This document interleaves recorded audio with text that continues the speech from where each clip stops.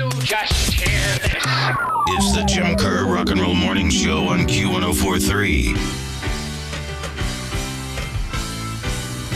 Q1043, Billy Joel, Angry Young Man. That was the second song in Billy Joel's set at Shea Stadium last night.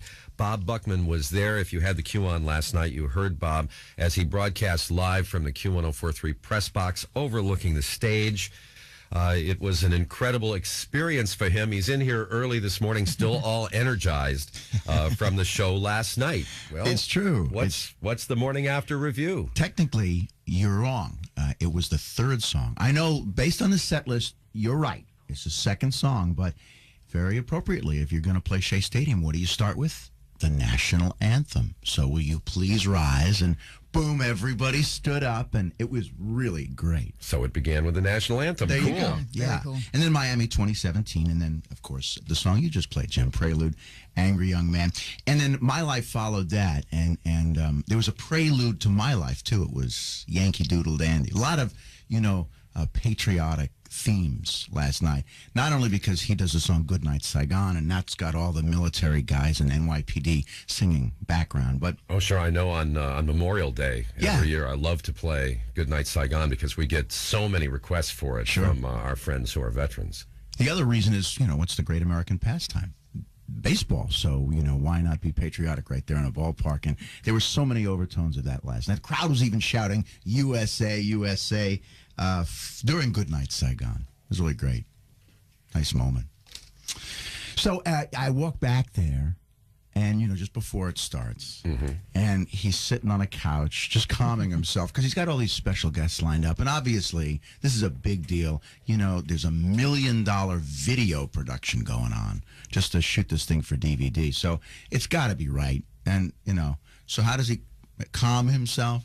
He's got his two pugs on the couch, one on each side of him. He's got one hand on each pug, just chilling, and that's how he set himself for a tremendously successful night. Was his cute, hot young wife there? No, I didn't see her. Is she still doing that book tour or something? She was not. Well, she's been selling the cookbook and doing her TV work, but I just thought that it would be a good opportunity for Billy Joel to really be able to show off in front of John Mayer. That's right. That he's got a hot wife. A hot young wife. I mean, because John Mayer, I'm sorry, John Mayer gives me the creeps. I just don't like the guy. I don't like him because he's ruined it for everybody with that whole "your body is a wonderland" thing. I mean, it ruined it for all of us normal guys. It's so funny. It's so funny. He's a close talker, I'll tell you that. Is that right? Yeah, in person he talks right. You can feel his breath on you. Wow. If you like him, that's a good thing. If you don't, it's very creepy. Well, I'm jealous. I'm jealous of John Mayer. All the women love John Mayer. Yeah. And he performed This Is the Time. Which is a great song. I know, with Billy Joel. And there's some really tasty guitar going on behind that. It's not a Hendrix type of song, but there's some room for a guitar player like John Mayer. Besides having all the women loving him, John Mayer's a great guitar player. That's true. He went to Berkeley and Boston. Oh, enough about him. So, and the crowd loved Tony Bennett when he came out. Well, a New York state of mind for Tony Bennett. When John Mellencamp came out, what did they do? Mellencamp did Little Pink Houses. Yeah, he did his own tune.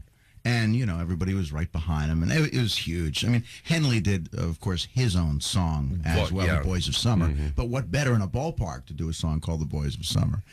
But a lot of the guys, of course, just, paid tribute to Billy, as did Tony Bennett with New York State of Mind. And there were three Beatles songs, A Hard Day's Night, and Please Please Me, and She Loves You. I got to tell you, the best performance was Please Please Me. I think that was the hardest song to do, and they did it the best. I mean, it was amazing how good it sounded. Really great. And then right before Piano Man, I understand the crowd sang Take Me Out to the Ball Game. Yeah, yep, absolutely. It was just a great night. So on a scale of 1 to 10, what would you give it? I would give it a 9. I would give it a 9. A 9? Yeah. You have the guts to say that? Your friend Billy will come here and punch you out. Yeah, but I'm sure he's sleeping right now. So he's not I would give it a 9. You know what? And I think I know exactly what he's going to... I'm not going to say, but I think I know exactly what he's going to do to make Friday a 10. So it was just amazing. And, when you think about how long the show was, from 8:40 right until just about midnight, everybody got their money's worth and then some.